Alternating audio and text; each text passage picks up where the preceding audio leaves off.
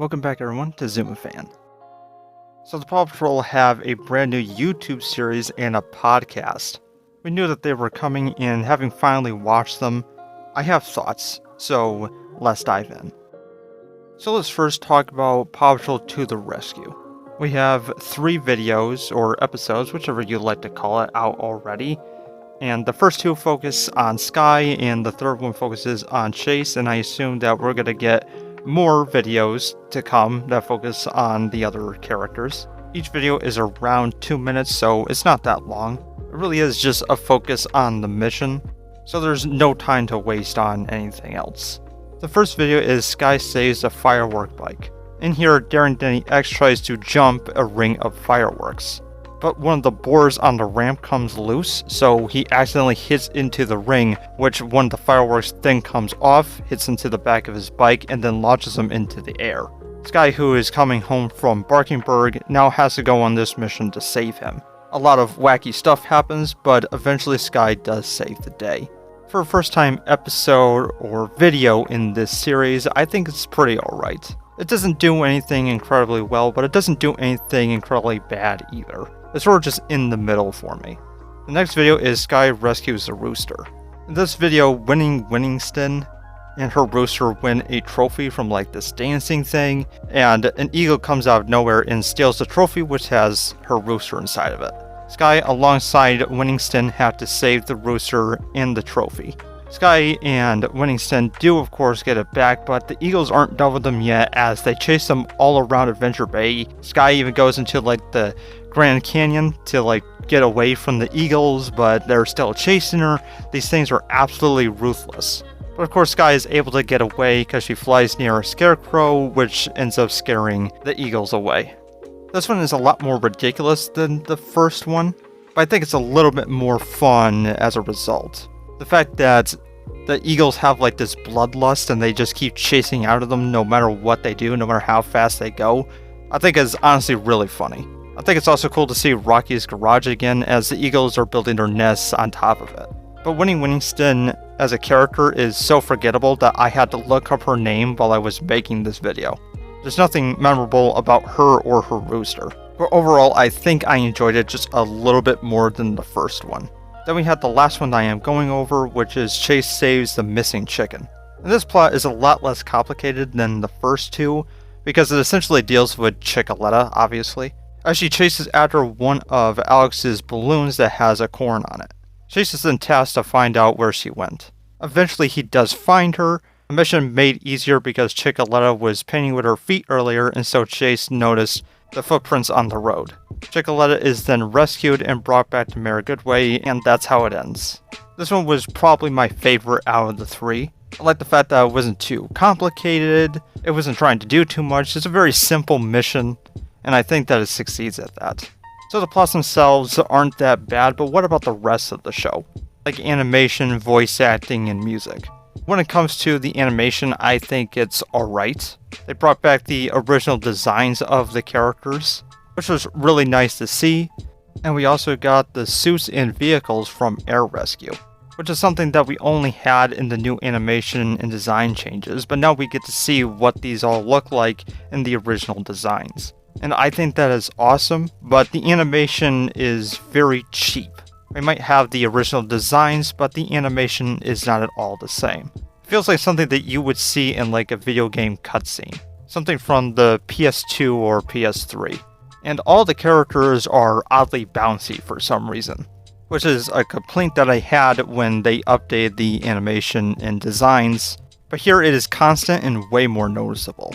Overall, the animation is serviceable, it's just I wish that it was a little bit better than it was. The voice acting is the worst that I've ever seen it for the Paw Patrol outside of the video games, funny enough. Since this isn't the main show, I bet a lot of the people making it and the voice actors didn't really care that much. They don't have to give in that much effort, because if they end up losing this for whatever reason, then it's not that big of a deal. It's no skins off their back. I think the worst character voiced in all of these has to be Mayor Goodway. Like, the actress tries her best to sound like the original character, while at the exact same time not giving in any effort whatsoever. Brilliant artwork, Chicoletta, you really are the greatest chicken painter. But outside of her, the rest of the characters just aren't voiced good. It's not enough to anger me, but it's not enough for me to really care that much either. Now the last thing is the music, and the music I actually really like. The intro is the only song out of the entire series that I think is meh. Paw Patrol to the rescue, to the rescue.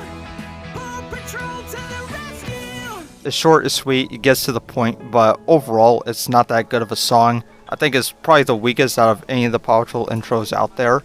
But the music itself in the videos are just really enjoyable to listen to. So my overall thoughts is that it is pretty solid for the most part. There's some things here and there that could be done better, but for what it is, I'm alright with it.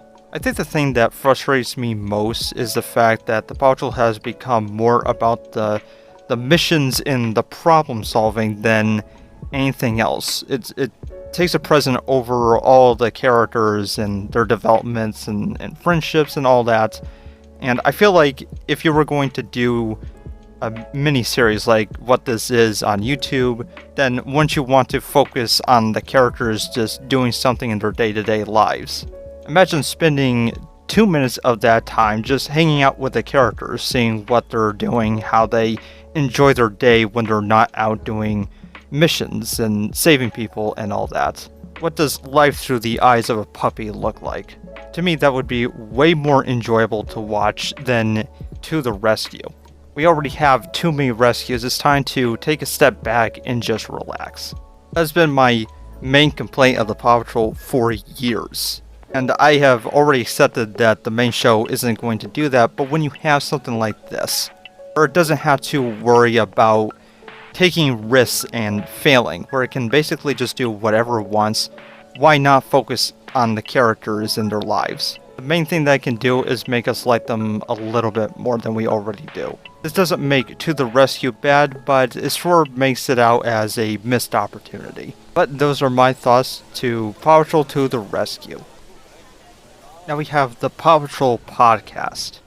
Now this was something that was leaked a while back and I had talked about it, and now it is finally here, and I listened to the first one on YouTube, and I have to say I really liked it.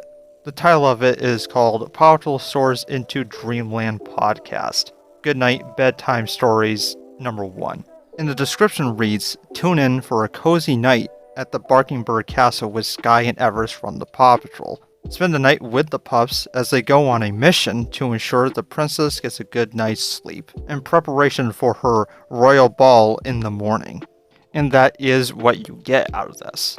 I believe this podcast was made for you to put on for your children to help them fall asleep, but that of course doesn't work on me. I was more interested in the dialogue and the fact that this is something that I've always wanted to see. In fact, this is something that I had just got done talking about with Paw Patrol To the Rescue, where it is always focusing on missions, the main show and a lot of the other stuff that we get from the Paw Patrol, that we just lose touch with the characters and like how enjoyable they actually are when you get time to be with them. And the fact that the podcast is sort of just the two characters doing their thing, hanging out, just having a fun time, while also making sure that the princess falls asleep so that she can awake for important stuff in the morning. That's just really enjoyable and something that I've always wanted to see. And now it's just really nice to be getting that. The voice acting by every single character involved in this was really good. You can hear the characters smiling with just their voices alone.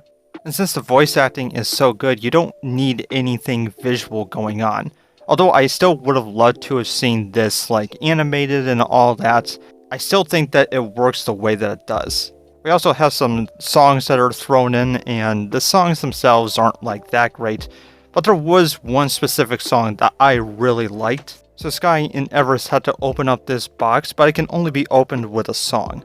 So Skye then sings a song which is called I Love Being a Princess. It's an alright name, but the song itself is surprisingly really, really good. I love being a princess. I love being a princess.